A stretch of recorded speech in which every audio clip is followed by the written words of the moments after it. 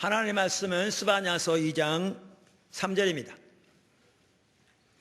여호와의 규례를 지키는 세상의 모든 겸손한 자들아, 너희는 여호와를 찾으며 공의와 겸손을 구하라. 너희가 혹시 여호와의 분노의 날에 숨김을 얻으리라. 아멘. 우리가 이렇게 하나님을 찾는 것에 대해서 시리즈로 살펴보고 있습니다. 광고 시간에 나눈 대로 이렇게 하나님께서 정말 놀라운 일을 이렇게 준비하고 계시고 부분적으로 이미 행하고 계시고 또 하실 텐데, 저는 이 모든 것들이 이사야 하반부에 나오는 신약의 교회에 주신 하나님의 유업과 밀접한 관계가 있다고 확신합니다. 하나님이 그 일을 우리 한국교회 가운데 회복시키기를 지금 작정하고 계신 거죠. 그런데 그렇게 하나님의 유업이 신약의 교회에 주어지되 이사야 하반부 하더라도 세 가지를 강력하게 촉구하고 있습니다. 하나는 중보기도고 하나님을 찾을 것을 촉구하고 있고, 당연히 이 유업은 철저하게 십자가의 복음 위에 주어진 유업이라, 그리고 하나님이 의도하신 신약의 교회는 철저하게 예수 그리스도의 터 십자가의 복음에 세워지는 게 하나님의 의도이기에 거기에 이게 주어지게 돼 있고요. 그 토대 위에서 이 세 가지를 하나님이 요구하고 계신 거죠. 중보기도, 하나님을 찾는 것, 섬김. 섬김은 다른 게 아니고 하나님의 행하심을 보고 우리의 온 사람으로 그 일에 아무런 조건 없이 하나님 뜻이 이루어지도록 아버지를 내 일로 알고 섬기는 것을 말하는 거죠. 자, 그래서 우리가 여기에 가장 핵심이 하나님을 찾는 것이어서 지금 하나님을 찾는 것을 이렇게 시리즈로 살펴보고 있고요. 그 십자가 복음의 유업이라는 책과 이제 곧 나올 하나님을 찾는 것은 이렇게 밀접하게 연결이 돼 있어서 여러분들 기회 되시는 대로 이렇게 그걸 보면서 주님을 찾고 삶을 돌아보고 삶을 조정하고 이렇게 나가면 정말 귀한 은혜가 여러분 삶 속에 이렇게 함께 할 줄로 믿습니다. 그래서 하나님을 찾는 것을 이렇게 살펴보는 중에 지난주에 하나님을 찾는 데 필요한 요소들을 살펴보았습니다. 그래서 하나님을 찾으려면 그러한 요소들을 반드시 이렇게 이해하고 그것에 따라서 하나님을 찾아야 한다.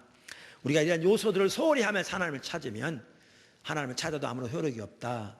그래서 살펴봤는데, 아무래도 주일 낮 시간이라 보도나무 교회 설교는 다른 교회 예배보다 정말 길지만 그래도 다 못 살펴봐서 이제 나눠서 살펴봅니다. 그래서 지난주에 하나님을 찾으려면 마음을 다해서 찾아야 한다. 두 번째는 자기중심적인 삶을 버려야 한다. 세 번째는 죄를 회개해야 한다. 네 번째는 우상을 버려야 한다 라는 걸 살펴보았습니다. 자, 다섯 번째, 하나님을 찾으려면 세상 사랑을 버려야 합니다. 세상 사랑을 버려야 합니다. 그러니까 하나님을 찾으려면 죄를 회개하고 우상을 버려야 합니다. 같은 맥락에서 아주 밀접하게 연결되어 있는데, 하나님을 찾으려면 세상 사랑을 버려야 합니다. 그래서 야고보 4장 4절은 이렇게 말하죠. 특별히 야고보에서 보면 하나님께 가까이 하라 그러면서 또한 이 부분을 말씀하고 있거든요. 가늠하는 여인들아, 세상과 벗된 것이 하나님과 원수됨을 알지 못하느냐. 그런즉 누구든지 세상과 벗이 되고자 하는 자는 스스로 하나님과 원수되는 것이니라. 여기에 가늠한 여인들 그랬는데, 여기에 나오는 가늠한 여인들은 자기 남편을 두고 다른 남자와 불륜 관계를 맺는 여자를 의미하는 게 아닙니다. 이 구절은 성도들에게 하신 말씀입니다. 그래서 여기에 가늠한 여인들은 세상을 사랑하는 성도들을 의미합니다. 그러니까 성도들이 그리스도의 신부이기 때문에 그렇습니다.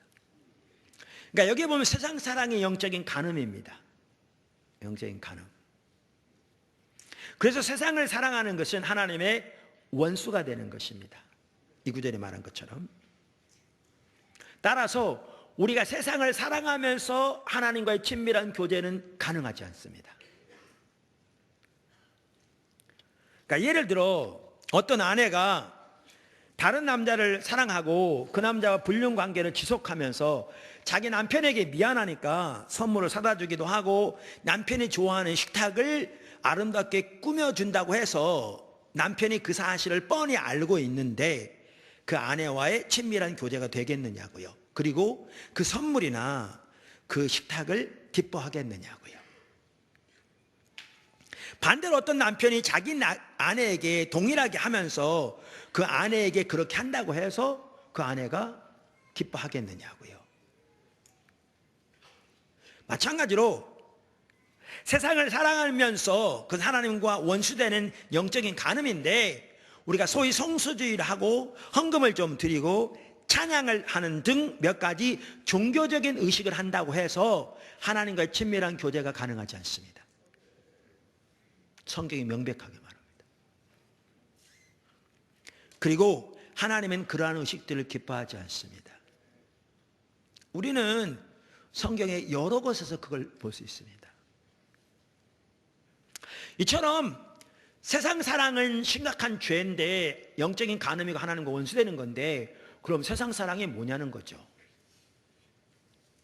우선 여기서 말하는 세상은 하나님께서 창조하신 우주를 가리키는 것이 아닙니다. 어떤 사람은 세상을 사랑하면 하나님 원수된다 그러니까 가족들과 함께 가을에 단풍놀이 가는 것도 이렇게 안 가는 분들이 있어요. 또 어떤 분들은 친구들과 함께 좋은 영화 가는 것도 세상 사랑이라고 생각해서 안 하는 사람들이 있는데, 그게 아닙니다. 그게 아닙니다. 말씀드린 대로 여기서 말하는 세상은 이 우주를 말하는 게 아니고요, 하나님을 대적하는 악한 세력에 의해 통제를 받는 세상 체제를 말합니다. 그 세상은 하나님을 알지 못할 뿐만 아니라 하나님을 거부하고 대적합니다. 그래서 세상 사랑은 그러한 세상 체제의 가치를 소중히 여기며 그 가치를 따라 사는 삶을 말합니다. 성경은 그 세상의 특징을 육신의 정욕, 안목의 정욕, 이생의 자랑, 이렇게 세 가지로 요약합니다. 어디예요? 요한일서 2장 15절 17절. 이 세상이나 세상에 있는 것들을 사랑하지 말라. 누구든지 세상을 사랑하면 아버지의 사랑이 그 안에 있지 아니하니, 이는 세상에 있는 모든 것이 육신의 정욕과 안목의 정욕과 이생의 자랑이니 다 아버지께로부터 온 것이요 세상으로부터 온 것이 아니 세상으로부터 아버지께로부터 온 것이 아니요 세상으로부터 온 것이니라. 이 세상도 그 정욕도 지나가되 오직 하나님의 뜻을 행하는 자는 영원히 거하느니라. 여기에 말한 이생의 자랑은 이 세상에 있는 것들에서 자부심을 갖는 걸 말합니다. 자, 예를 들면요, 우리 어른 세대는 그걸 다 아실 텐데, 그 섹시하다 이런 말들이 이렇게 퍼지게 된 게, 옛날에는 그런 말이 없었습니다. 젊은 세대는 잘 모를지 모르는데요, 이게 불과 이런 게 많이 퍼지게 된 게 얼마 안 됐습니다. 그리고 섹시하면 그게 미덕처럼 되어 있습니다. 추구하고 바라보는 그런 어떤 그 동경의 어떤 대상 내지는, 이거요 성경적으로 보면 철저하게 타락한 하나님을 대적하는 세상 체계의 가치관입니다. 요즘은 남친, 여친 이런 얘기를 합니다. 그러니까 남자친구, 여자친구를 줄여서 남친, 여친 그러는 건데, 남친이나 여친을 일반적으로는 남편, 아내를 대신해서 쓸 만큼, 그래서 남친이고 여친이면 육체적인 관계를 포함해서 남편과 아내 사이에 할 수 있는 일들을 자유롭게 해도 되는 것처럼 이게 팽배해 있고요, 그게 보편적으로 받아들여지고 있습니다. 그게요, 그런 가치관을 따라 사는 것이 하나님을 대적하는 세상 체제를 따라 사는 세상 사랑입니다.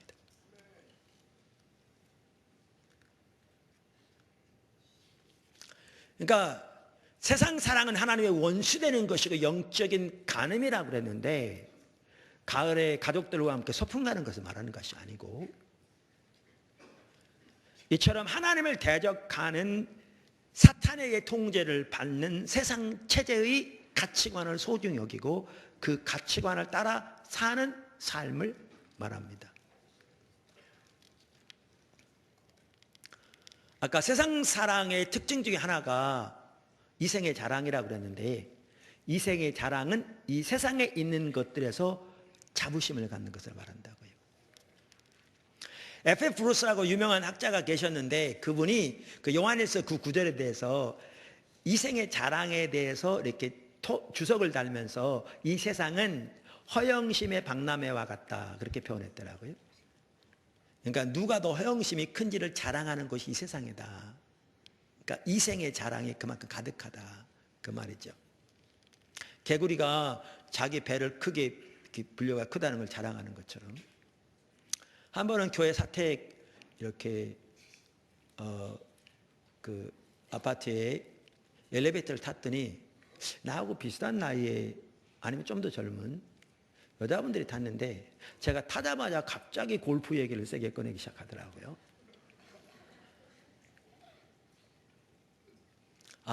골프가 반드시 세상 사랑은 아닙니다. 골프가 악한 것도 아닙니다. 오해하지 마십시오. 참고로 저는 골프를 하지 않습니다. 네.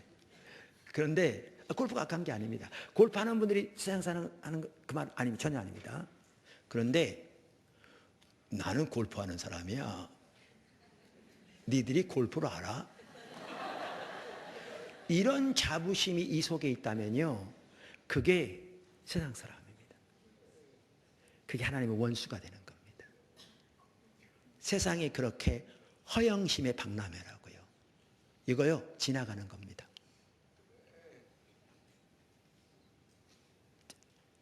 이 세상 다 지나간다고 했잖아요. 그래서 세상 사랑을 가지고 하나님을 찾는다고 해서 효력이 없습니다. 회개하고 돌이킵니다.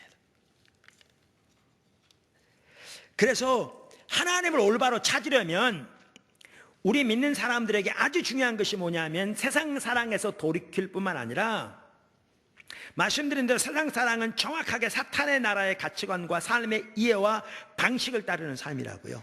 그리고 사탄의 나라는 하나님을 대적하는 나라입니다. 그래서 우리는 거기서 돌이켜야 할 뿐만 아니라 하나님 나라 백성으로서 하나님 나라의 목표와 목적을 위해 살아갈 뿐만 아니라 하나님 나라의 삶의 가치관과 방식을 따라 살아야 합니다. 사실 한국에 있는 많은 성도들은, 다른 나라도 비슷합니다만은, 예수 믿고 몇 가지 종교적인 의식만 하면 될 줄 아는데, 우리는 근본적으로 세상 나라에서 건진받아 하나님 나라의 백성이 됐습니다. 그러므로 우리는 하나님 나라의 가치와 목표, 그러니까 목표와 목적을 살아갈 뿐만 아니라 가치와 방식을 위해 따라 살아야 되고요, 하나님 나라의 기준을 따라 살아야 합니다. 그리고 그렇게 할 때 하나님 나라의 자원이 거기 함께합니다. 정말 놀라운 승리가 함께합니다. 이 부분에 대해서 제가 쓴 얼마 전에 나온 기초성경 공부 3권 하나님과 동행하는 삶의 한 단원 전체를 이 부분에 대해서 다뤘습니다. 그래서 우리가 하나님을 찾으려면 이처럼 세상 사랑으로부터 돌이켜 하나님 나라 백성으로서의 삶을 살아야 합니다. 보도와 함께 모든 성도들이 그렇게 되기를 주님으로 축원합니다. 지나가는 얘기인데요, 이렇게 앞에서 설교하다 보면 이렇게 방문하신 분들, 여기 방문한 분들이 다 그런 건 아닙니다.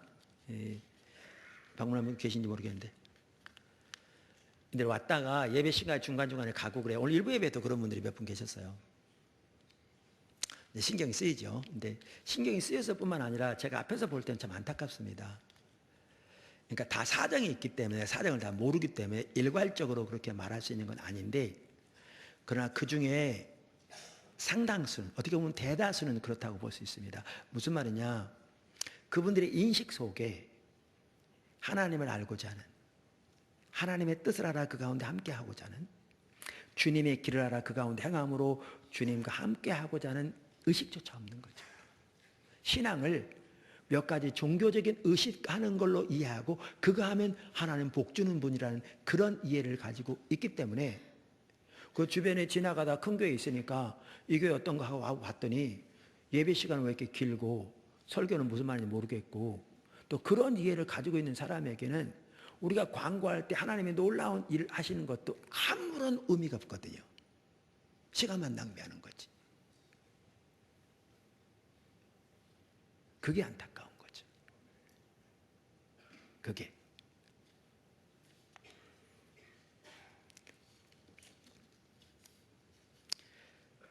그러니까 그만큼 가장 기본적인 것으로 철저하게 참다운 신앙의 길이 가려진 거죠. 가려진 거죠. 그 다음에 다섯 번째, 여섯 번째입니까? 네, 형식적인 신앙이 버려져야 합니다. 그러니까 우리 하나님을 찾으려면 한 가지 중요한 것이 형식적인 신앙이 버려져야 합니다. 즉 율법주의 신앙이 버려져야 합니다. 이 부분 또한 매우 중요한 부분이고요. 큰 타격입니다. 여기서 다 다룰 수 없습니다. 제가 일부만 언급하려고 합니다. 포도나무교회 지체들은 십자가 복음학교를 한 번 이상은 꼭 참석하셔야 합니다. 네. 우리 우리 이슬람 나라에 가 있는 우리 파송 선교사님, 제가 어느 나라 또 이름 얘기 안 하겠습니다. 지금 그 나라에서요 선교사들을 대규모로 지금 추방시키고 있습니다. 매주. 그래서 그 나라에서 지금 20년 이상 섬겼는데 그 선교사님 하더라도 지금처럼 이렇게 불안한 적이 없었다라고 얘기할 만큼 기도가 절실하게 필요합니다. 여러분 누군지 아시니까 제가 구체 얘기 안 해도 기도해 주시기 바랍니다. 그런데 그분도 십자가 복음학교 두 번째 들어와서 확 바뀐 거거든요. 부부가 다. 본인이 바뀌고 나니까 가는 곳마다 그 얘기를 하시는 거예요. 선교사는 꼭 십자가 복음학교를 하고 가야 한다. 근데 두 번 해야 한다.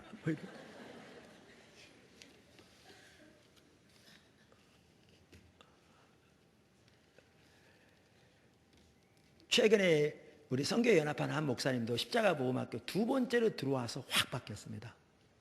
그래가지고 그분이 바뀌니까 교회가 바뀌기 시작하고 하나님이 운행하신 교회에 나타나기 시작하고 막 간증들이 많아가지고요. 사모님이 저한테 문자 보내라고 맨날. 이렇게. 내년 2월 달에는 외국에 있는 귀한 목사님들과 선교사님들이 또 들어옵니다. 예, 그래서 여러분 그 십자가 복음학교 꼭 참석하실 수 있길 바라고요. 하실 수 있으면 두 번 이상은 꼭 하시면 좋겠습니다. 아니 목회자들도 그런데 거기 오면 이 부분을 좀 더 자세히 다룰 텐데, 우리가 하나님을 올바로 찾으려면 형식적인 신앙이 버려져야 합니다. 그것을 잘 보여주는 구절 중에 하나가 아모스 5장 4절 6절입니다. 아모스 5장 4절 6절. 여호와께서 이스라엘 족속에게 이와 같이 말씀하시기를 너희는 나를 찾으라 그리하면 살리라. 하나님 찾으라 그러죠. 그 다음 뭐라고 그럽니까? 베델을 찾지 말며 길갈로 들어가지 말며 브엘세바로도 나아가지 말라.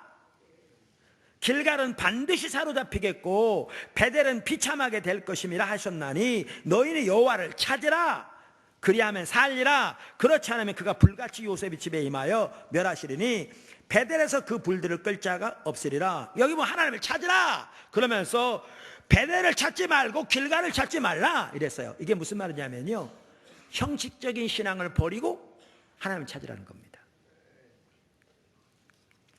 그 런던에서 출판된 Dictionary of Bible Themes라는 그 책이 있어요. 그러니까 우리말로 하면 성경 주제별 사전이에요. 아주 귀한 책인데요.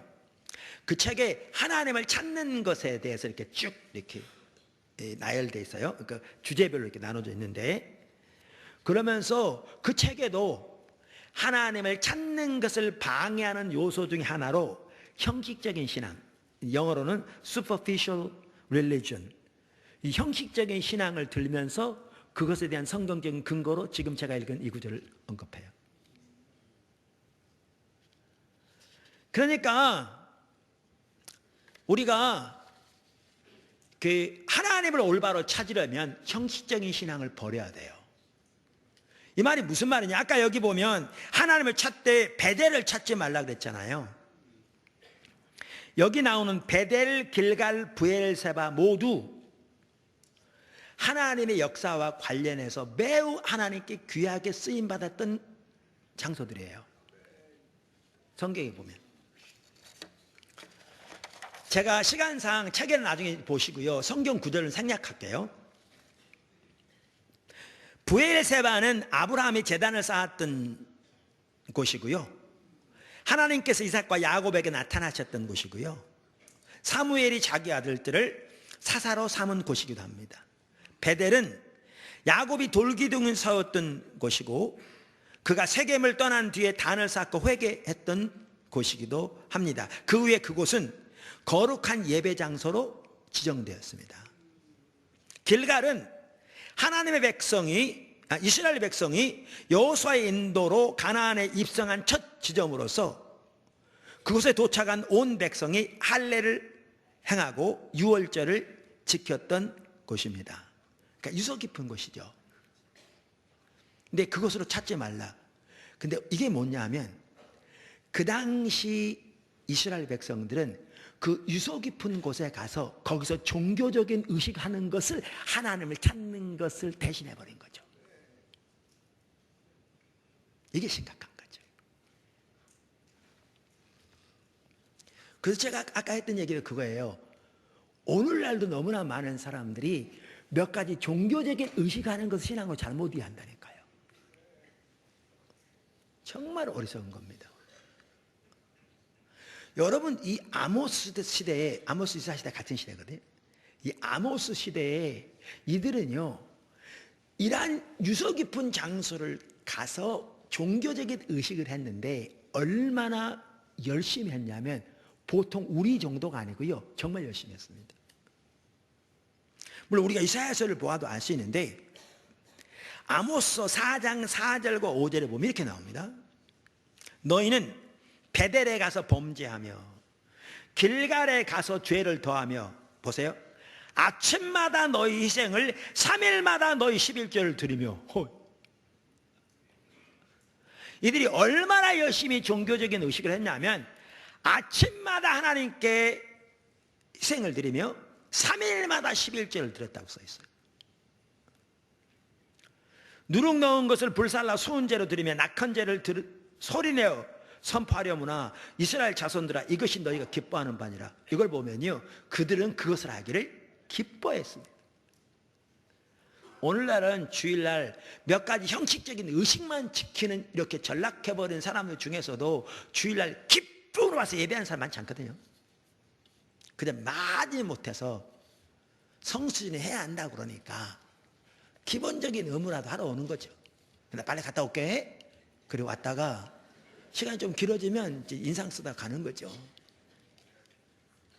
근데 이들은 아침마다 희생제물을 드리고 3일마다 11조를 드리되 기뻐함으로 드렸다고 그랬어요. 근데 문제는 뭐냐면 본인들은 그걸 누구한테 드린다고 생각했을까요? 하나님께 드린다고 생각했겠죠.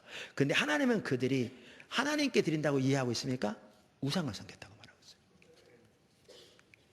베델이 우상이 된 거고요, 브엘세바가 우상이 된 거죠. 그것에서 종교적인 의식을 하는 것이 것으로 하나님을 찾는 것을 대신해버린 거죠. 그러니까 하나님이 그 당시 아모스 시대 그들에게 너희는 여호와를 찾으라 그러면서 베델을 찾지 말라 그런 거죠.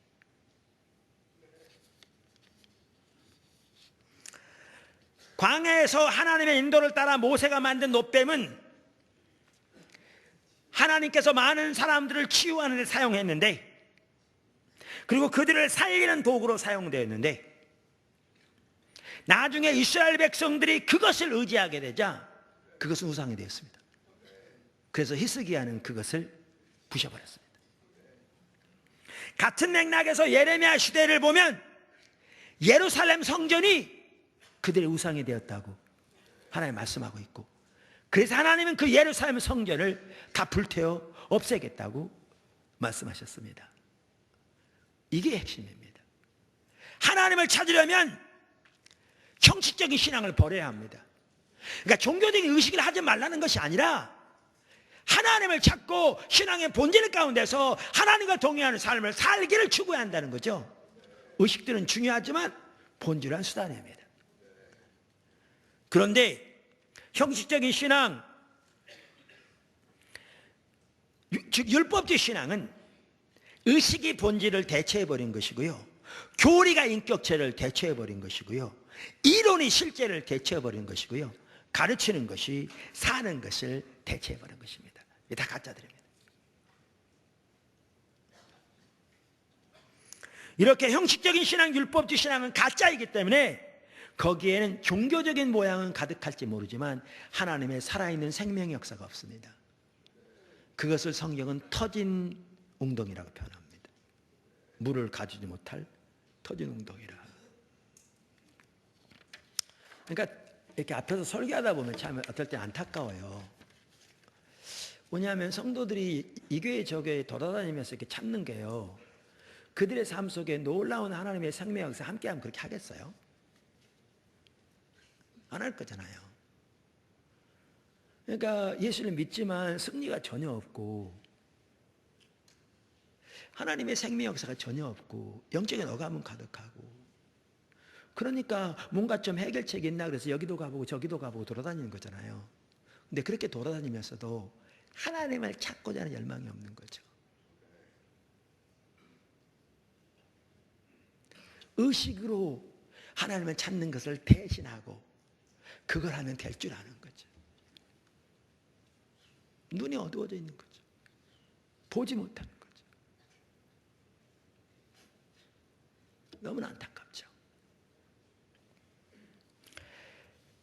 그래서 여기에 superficial, 그러니까 religion 영어로 그거는 수박 겉핥기라고 말했잖아요. 그러니까 그게 종교심이 적은 게 아니에요. 바리새인들은 바로 그 정확하게 거짓 신앙 율법주의에 빠져 있었는데요, 형식적인 신앙, 바리새인들이 종교심이 적었던 게 아니에요. 그걸 두고 말하는 게 아니에요. 아모스 시대에 그들이 종교심이 부족하지 않았어요. 절대로 보시라니까요. 요즘보다 훨씬 더 나았어요. 그들의 신앙이 잘못되어 있었다는 얘기예요. 그걸 아까 말한 그 주제별 사전도 그거를 superficial religion이라고 한다니까요. 그거를.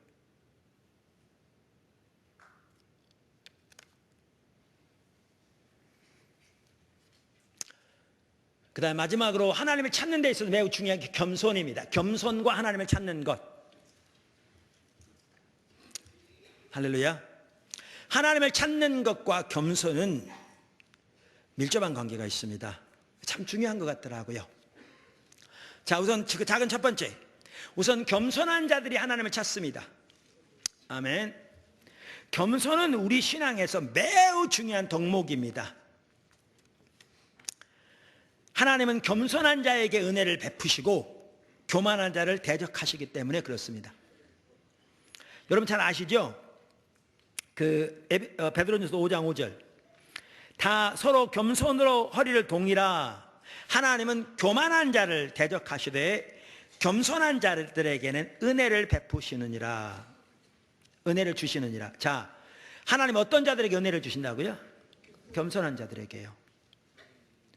그러니까 하나님을 찾는 것도 하나님의 은혜가 주어져야 찾아요. 하나님을 아는 것도 하나님의 은혜가 있어야 가능하고요. 우리 신앙은 처음부터 끝까지 오직 은혜로만 가능합니다. 그래서 루터가 종교개혁을 일으킬 때에도 그중 하나가 오직 은혜로 이렇게 말한 거죠. 그런데 하나님은 어떠한 자에게 은혜를 주신다고요? 겸손한 자에게 주신다고요. 반면에 하나님은 교만한 자를 어떻게 하신다고 그랬어요? 대적하신다고 그랬어요. 한번 생각해 보세요. 하나님의 모든 은혜는 거치고 천지를 창조하신 만군의 여호와 하나님이 이 사람을 대적한다고 생각해 보세요. 이 사람 인생이 어떻게 되겠어요? 한번 생각해 보세요. 이게 교만한 자거든요. 그만큼 심각해요. 이처럼 겸손이 중요하고 교만이 심각한 죄인데 성경에 보면요, 겸손한 자가 하나님 찾습니다. 아주 중요합니다. 오늘 읽었던 본문이 그걸 보여주죠. 스바냐서 2장 3절. 규례를 지키는 세상의 모든 겸손한 자들아, 너희는 여호와를 찾으라. 공의와 겸손을 구하라. 자, 여기 보면요, 공의를 구하는 것과 겸손을 구하는 것이 같은 것임을 볼 수 있어요. 그러니까 하나님의 의를 구하는 자들이 겸손한 자들이고요, 그들이 하나님을 찾습니다. 그러니까 우리가 팔복이라고 그러죠, 흔히. 그게 마태복음 5장에 하나님 나라 백성으로서 우리가 가져야 할 가장 기본적인 삶의 자세를 말하고 있는 거거든요. 가난한 자는 복이 있나니 애통하는 자는 복이 있나니 의에 줄이고 목마른 자는 복이 있나니, 이 하나하나가 하나님의 백성으로서 가져야 할 가장 뭐죠? 중요한 덕목을 가리켜요. 근데 마음이 가난하고 심령에 애통하는 그러한 자들이 겸손한 자들이고요, 이들이 하나님을 찾게 되어 있습니다. 그들이 주님의 의를 찾게 되어 있고요. 할렐루야. 작은 두 번째, 반면에 겸손하지 않으면 하나님 찾지 않습니다. 이게 이제 좀 심각합니다. 겸손하지 않으면 하나님 찾지 않습니다. 자, 그러면 이 작은 두 번째 아래 이제 더 작은 하나둘 좀 살펴보겠습니다. 작은 첫 번째, 그러니까 작은 두 번째 아래 간단히 요점이라도, 세상의 자원을 의지하는 것이 교만입니다. 우리가 교만하면 목이 굳어가지고 야 임마 나 왜 뭐가 있냐 뭐 이런 까부고 있어 뭐 이런 사람만 교만할 줄 아는데요, 교만한 거죠. 근데 성경에 보면, 성경적인 관점에서 보면 세상적인 자원을 의지하는 자들이 교만한 자들입니다. 그들이 교만한 자들입니다. 그래서 그들은, 그러니까 그런 자들은 진정한 의미에서 하나님을 의지하는 자들이 아닙니다. 진정한 의미에서 그들은 세상의 자원을 의지하는 자들입니다. 그러므로 그들은 하나님을 찾지 않습니다. 이것을 우리가 어디서 잘 볼 수 있냐면, 우리가 여러 번 살펴본 이사야서 31장 1절에서 볼 수 있습니다. 아수르가 남방 유다에 위협이 될 때, 그 위급한 상황에서 남방 유다가 애굽으로 사신을 보내서 화친을 청했는데, 그것을 두고 하신 말씀입니다. 31장 1절, 도움을 구하러 애굽으로 내려가는 자들은 화 있을진저 그들은 말을 의지하며 병거의 많음과 마병의 쉼이 강함을 의지하고, 보십시오, 그들은 애굽의 군사를 의지했습니다. 세상의 자원을 의지했습니다. 그랬더니 어떻게 됐습니까? 이스라엘의 거룩하신 이를 앙모하지 아니하며 여호와를 구하지도 아니하나니. 보십시오, 그들은요 세상의 자원을 의지하였습니다. 세상의 자원을 의지하는 자들이 교만한 자들입니다. 그러니까 그들은 하나님을 찾지 않았습니다. 하나님 찾지 않았습니다. 그런데 이렇게 세상의 자원을 의지하고 하나님을 찾지 않는 결과는 항상 심각합니다. 그 30장 1절부터 보면 잘 나오죠.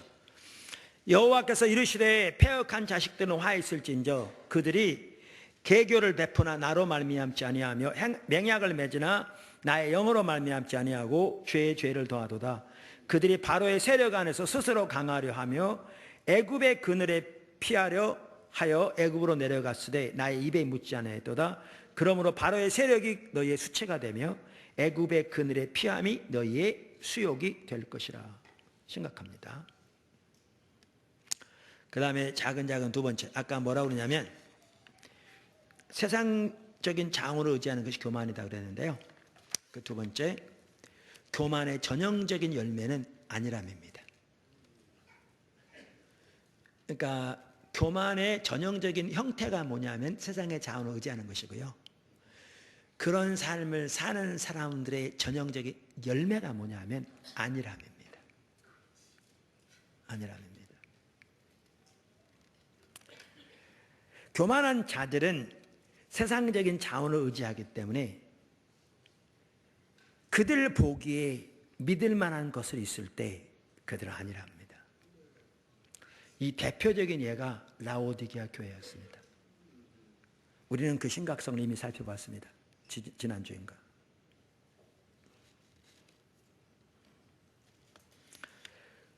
안일함이 이처럼 세상적인 자원을 의지하는 교만의 열매이기 때문에 여러분, 하나님은 안일한 자들을 심판하십니다.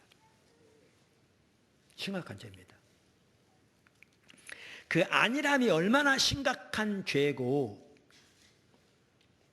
그들에게 어떻게 하나님이 심판하신가를 잘 볼 수 있는 구절이 스바냐서 1장 12절입니다. 사실 이 부분을 스바냐서가 잘 다루고 있습니다. 1장 2장 3장 잘 다루고 있습니다. 자, 1장 12절 보십시오. 그때에 내가 예루살렘에서 찌꺼기같이 가라앉아서 마음속에 스스로 이르기를 여호와께서는 복도 내리지 아니하시며 화도 내리지 아니하시리라 하는 자를 등불로 두루 찾아 벌하리니. 하나님이 샅샅이 찾아내서 벌하시겠다, 그 말씀이잖아요. 근데 어떤 자들을 벌하시겠다고요? 우리말 성경에는 그 단어가 안 나오는데요, 여기 그러니까 아니란 자들을 말합니다. 그래서 영어 성경 NIV 성경, ESV 성경을 보면요, 아니란 자들이라고 나와 있습니다. 그러니까 아니란 자들을 심판하시겠다, 이렇게 말합니다. 자, 그러면서 여기에 보면 두 가지를 볼 수 있는데, 우선 이 구절은 아니란 자들을 찌꺼기에 비유하고 있습니다. 찌꺼기에. 여기 내가 예루살렘에서 찌꺼기같이 가라앉아서, 그러니까 그만큼 아니라는 자들이 영적으로 심각한 자들입니다. 그러니까 하나님 나라에서 아무런 쓸모가 없는 거죠. 심각합니다. 그러니까 이런 거예요. 제가 이렇게 목회하다 보니까요, 2번 그런 경험이 있었어요. 이렇게 정신과 치료를 받은 이렇게 젊은이들이 와가지고 여기 와서 좀 이렇게 좀 더 심해진 적이 있었어요. 2번. 10년 터울로 한 번씩. 근데 이제 그 두 번째 젊은이, 그 젊은이가 그 이제 보호자가 데리러 왔어요, 교회를. 그래서 교회를 딱 와서 예배를 드리고 난 다음에 걔를 데려가면서 하는 얘기가 뭐였냐면, 첫마디 딱 그러더라고요. 한 번 예배 참석한 거잖아요. 한 번. 딱 뭐라고 그러냐면, 이 교회는 긴장감이 있군요, 그러더라고요. 우리가 주님을 찾고자 하고, 주님을 알고자 하고, 주님을 알기 위해 애통하고, 이게 있는 거죠. 그러니까 이게 왜 이들이 도전냐면, 정체로 온전하지 않은데 주님을 찾으려고 이렇게 긴장감을 가지니까, 그래서 긴장감이 없는 데로 데려가겠다고 데려갔거든요. 저는 그 얘기를 들으면서 오히려 감사했어요. 그게 정상적인 신앙이에요. 성경에 보면 그분이 표현한 그 긴장감이 없는, 그게 아니라며요. 그게 라오디게아 교회예요. 그걸 생각해요. 왜 아니라 믿는가? 세상의 자원을 의지하기 때문에 그래요. 근데 아까 말씀드린 대로 여기 보면 이 스바냐서 1장 12절은 이 아니란 자들을 찌꺼기라고 표현한다니까요. 그러니까 영적으로 정말 아무런 쓸모없는, 그렇게 표현하고 있어요. 제가 페트라 주석 이렇게 보니까 이 구절에 대해서 이렇게 표현했더라고요. 무릇 찌꺼기같이 가라앉아서는, 이 표현은 예레미야도 사용한 적이 있는 속담투의 표현이다. 그 당시 속담이었다는 거죠. 예레미야 48장 11절. 이것은 이어서 나오는 구절들과 연결되어 심판의 대상이 하나님께서 역사와는 전혀 관계가 없다고 생각하는 무감각하고 무관심한 자들임을 가리킨다. 그러니까 아니란 자들이에요. 그러면서 그들은 포도주에 가라앉은 찌개와 같아서 그냥 내버려둘 경우 질 좋은 포도주를 나쁘게 만드는 역할을 한다. 제가 포도주 만드는 공장을 잘 모르죠. 안 가봤어요? 독일 집회를 마치고 독일 성에 갔을 때 큰 포도주만 통이 있는 건 봤지만 그 과정은 안 봤거든요. 근데 이스라엘 백성들은 포도주를 만드는 걸 잘 알겠죠. 그러면 여기 이걸 보면 포도주가 있는데 이게 잘 수송해야 되는데 찌꺼기가 가라앉아 있으면 이 전체가 나빠지는 거죠.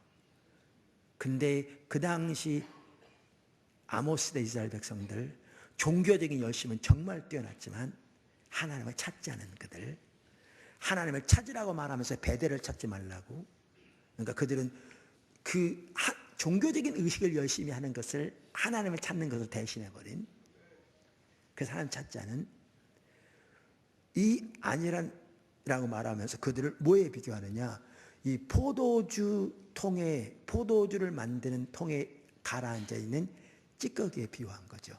그만큼 심각한 거죠. 아니랍니다. 성경이 합니다. 그만큼. 그러니까 안일함 가운데 있으면 라오디게아 교회같이 될 수밖에 없다니까요. 사실 로이드 존스 목사님이요, 그분의 부흥책에서 죽은 정통주의, 저는 그거를 율법주의라고 그러거든요. 그러니까 교리가 인격체와의 관계를 대체해버린. 그러니까 전적으로 정통인데 전적으로 쓸모없는. 왜? 하나님 생명에서 거기 없으니까. 바리새인처럼 교리를 잘하는 것을 하나님을 잘하는 걸로, 하나님과 올바른 관계를 갖는 걸로 잘못 이해하는. 이걸 말하면서 이 죽은 정통주의에 빠진 사람들의 가장 전형적인 특징을 안일함이라고 들거든요. 그분도. 근데 안일함이 이렇게 죄악이에요. 그 다음에 이 안일한 사람들에 대해서요, 이 아까 페추라 수업도 얘기했지만 그들의 특징을 지금 뭐라고 들고 있는지 아세요? 그들은 하나님은 복도 내리신 분도 아니고 화도 내리시는 분이 아니라고 그들은 믿고 말한다는 거죠. 여러분, 하나님은 우리에게 복을 주시면 믿습니까? 답변이 없다.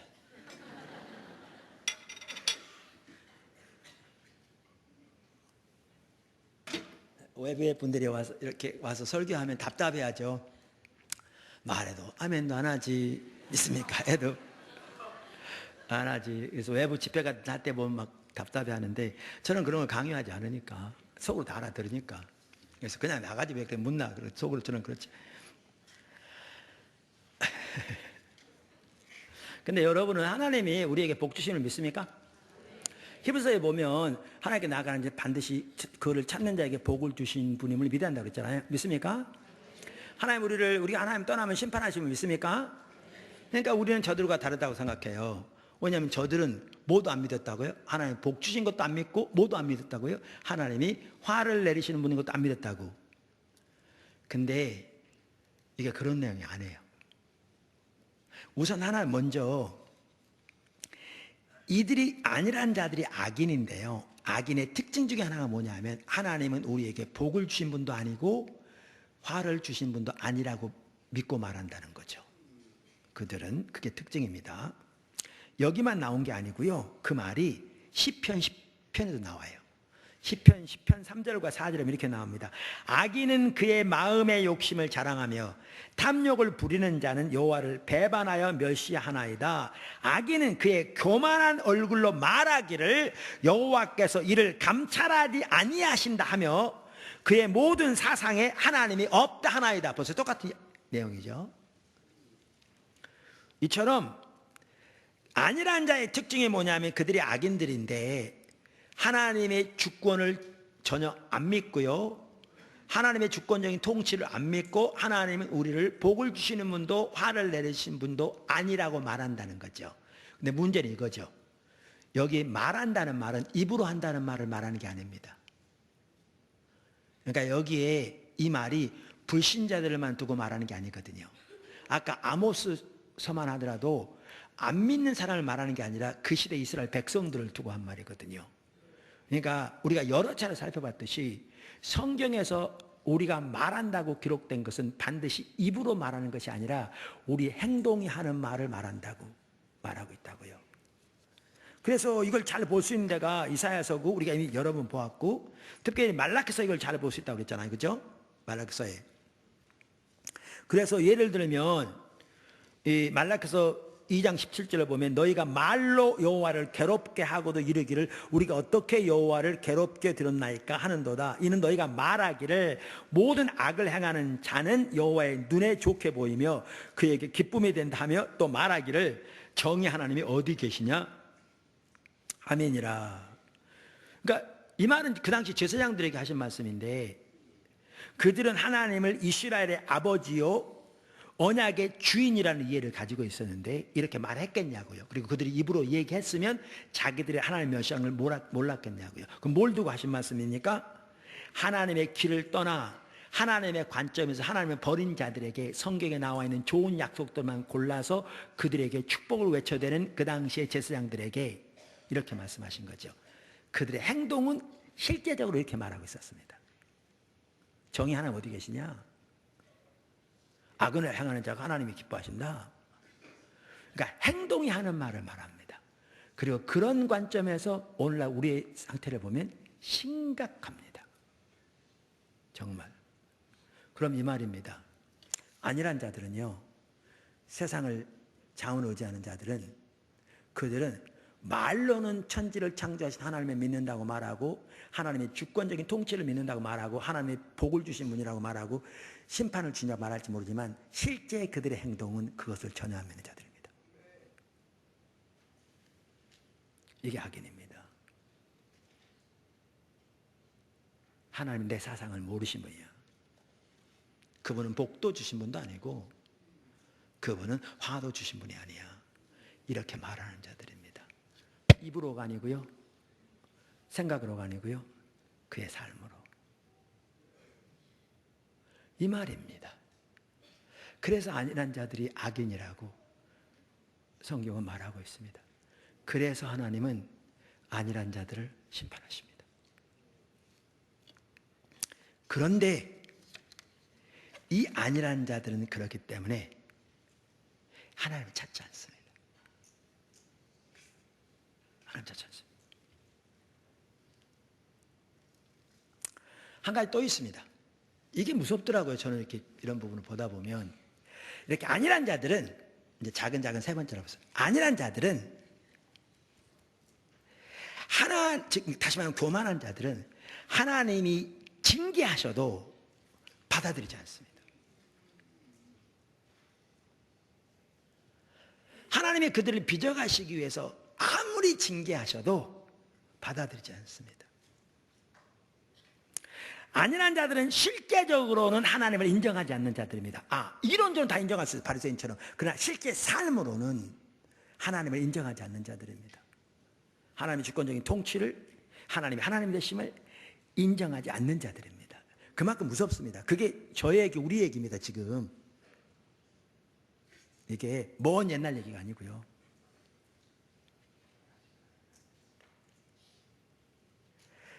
하나님을 실제적으로 인정하지 않는 자들이기 때문에 하나님이 징계하셔도 그걸 전혀 받아들이지 않습니다.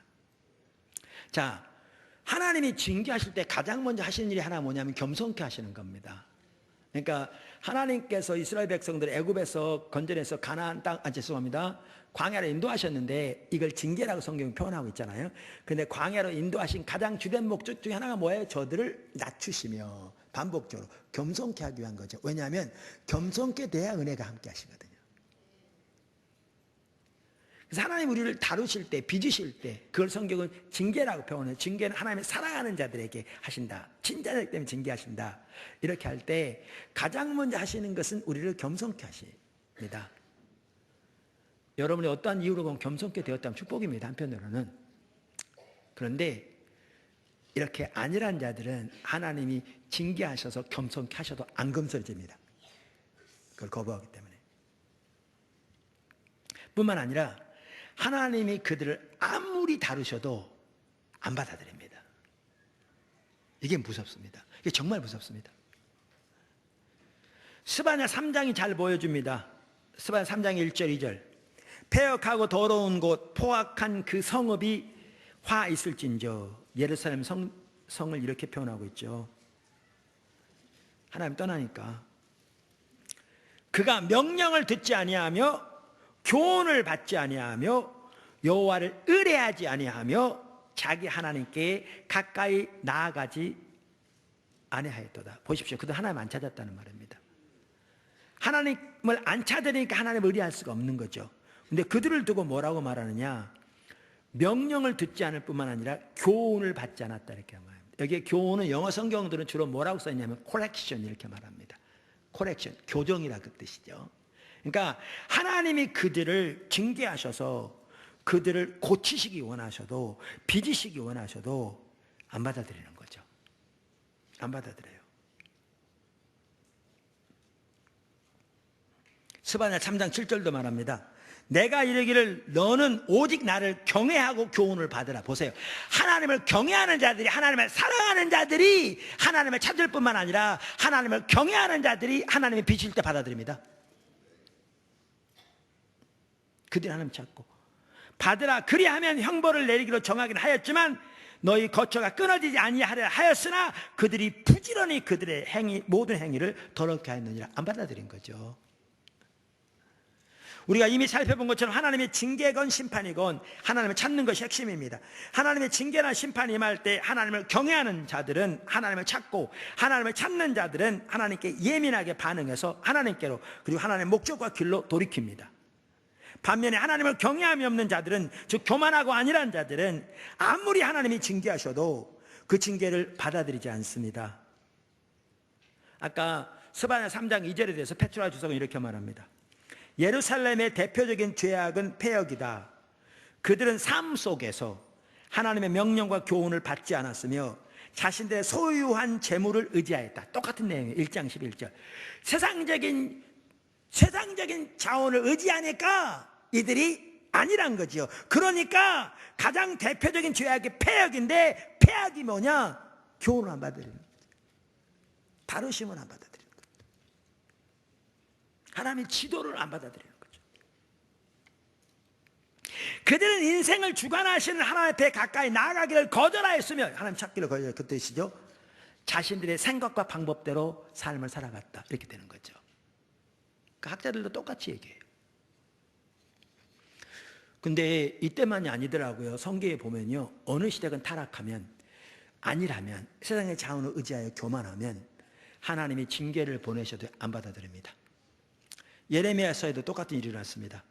예레미야 5장 3절. 여호와여, 주의 눈이 성실을 돌아보지 아니하시나이까 주께서 그들을 치셨을지라도, 잘 들으세요. 주께서 그들을 치셨을지라도 그들이 아픈 줄을 알지 못하며 그들을 거짓 멸하셨을지라도 그들이 징계를 받지 아니하고 그 얼굴을 반석보다 굳게 하여 돌아오기를 싫어함으로. 거짓 망하도록 하나님의 심판과 징계가 임했는데 안 받아들였다고 말하잖아요. 사실은 안 받아들인 이유 중에 하나가 뭐냐면 그겁니다. 하나님을 찾는 자에게 영적인 분별력이 보여지거든요. 근데 하나님을 찾아야, 근데 겸손한 자가 찾죠. 찾아야 하나님의 관점에서 자기 삶에 일어난 현실들을 보게 되는데, 마음이 교만하여 영적인 눈이 어두워지고 하나님의 은혜는 거쳐져 있고 자기 세상적인 자원을 의지해서 사는 교만함과 안일함만 가득하니까 일어난 일들이 하나님의 징계의 심판이라는 사실조차 전혀 보지 못하는 거죠. 그러니까 거짓 멸함을 당할 때까지 심판하셨는데, 징계하셨는데 안 받아들이는 거죠. 여러분, 오늘 그런 사람 많습니다. 하나님이 다루시고 그래서 옆에 사람 보기에는 거의 망하기 직전까지 다루셨는데 전혀 다르게 얘기하는 거죠. 왜요? 교만하기 때문에. 하나님 찾지 않아요. 쉽게 말하면 자기 잘남아서 사는 거죠. 이게 참 무서운 게 그거더라고요. 우리를 교만하게 만드는 주된 것 중에 하나가 성공의 이력이에요. 성공의 이력은 매우 중요한 부분인 반면에 교만하게 만들었어요. 과거에 좀 잘한 적이 있으면 절대 안 받아들여요.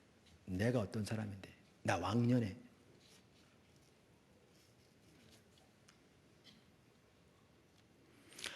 이사야서에도 동일한 일이 나옵니다. 이사야서 57장 17절. 그의 탐심의 죄악을 인하여 내가 노하여 그를 쳤으며 또 내 얼굴을 가리우고 노하였으나 그들이 오히려 패악하여 자기 마음의 길로 행하였도다. 안 받아들이는 거죠.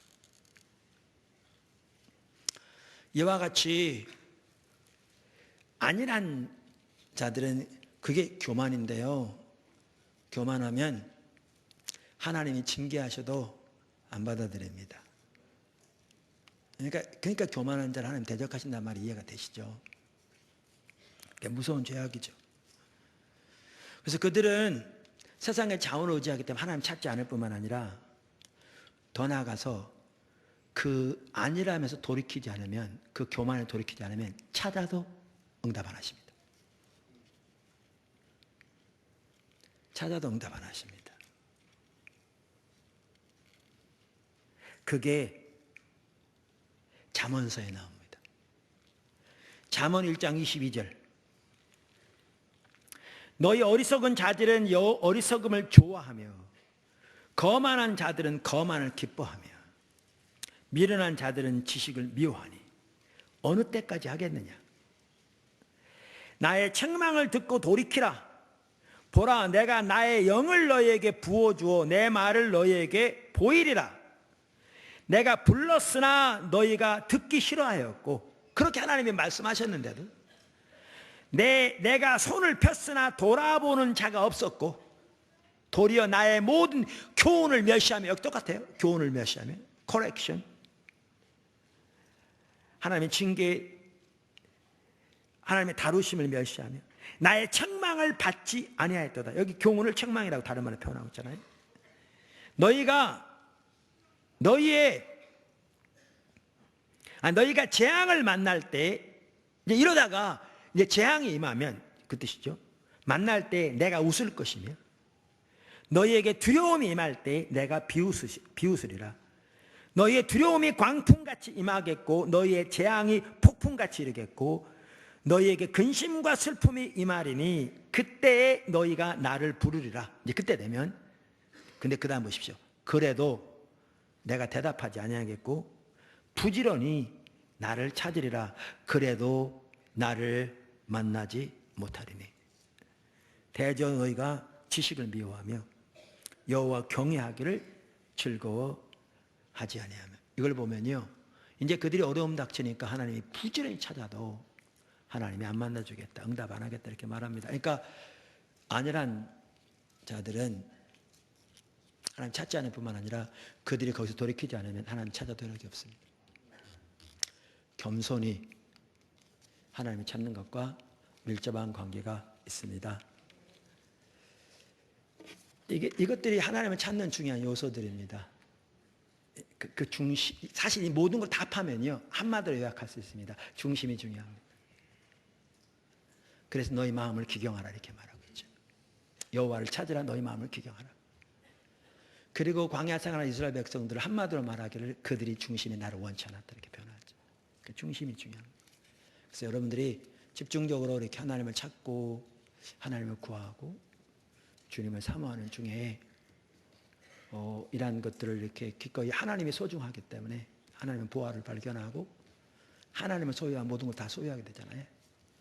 그렇게 하나님 찾는 가운데 하나님 놀라운 은혜가 여러분 삶 속에 포도나무 교회 가운데 지속적으로 임하기를 주님을 축복합니다. 기도하겠습니다.